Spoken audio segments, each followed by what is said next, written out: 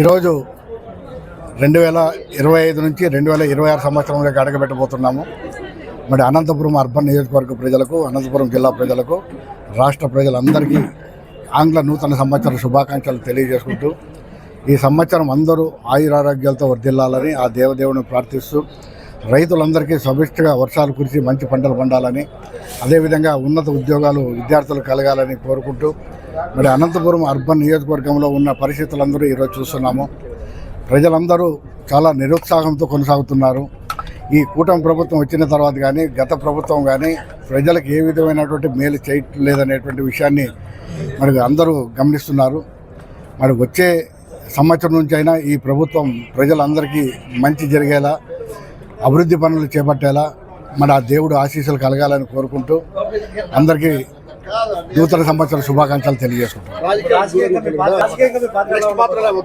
మీరే చూడండి, ఈరోజు ఈ నూతన సంవత్సరంలో మన ప్రజలు అందరూ మా మీద ఉన్నటువంటి నమ్మకంతో, విశ్వాసంతో మేము 10 ఏళ్ళు రాజకీయంగా ప్రత్యక్షంగా లేకపోయినా కూడా ఈరోజు అర్బన్ నియోజకవర్గ ప్రజలు ఈరోజు పెద్ద ఎత్తున తరలి వచ్చి మా కుటుంబానికి పెద్ద ఎత్తున శుభాకాంక్షలు తెలియజేయడం జరుగుతుంది.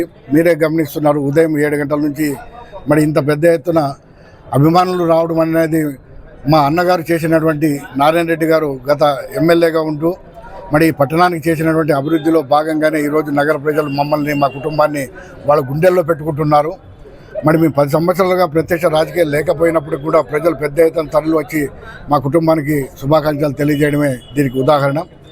ఖచ్చితంగా మేము రాజకీయాల్లో ఉంటాం, ప్రజలకు మేలు చేసే విధమైనటువంటి పనుల్లో పాలు పంచుకుంటాం, ప్రజలతో కలిసిమెలిసి ఉంటాం, ప్రజలకు తోడుగా నీడగా ఉంటాం. మాకు వాళ్ళు ఏ విధంగా అండగా ఉన్నారు, వాళ్ళ యొక్క కుటుంబాలకు కూడా మేము అంతే అండగా ఉంటూ మరి గత పాలన తీసుకురావడానికి మా వంతు కృషి చేయడానికి కూడా మేము సిద్ధంగా ఉన్నాం.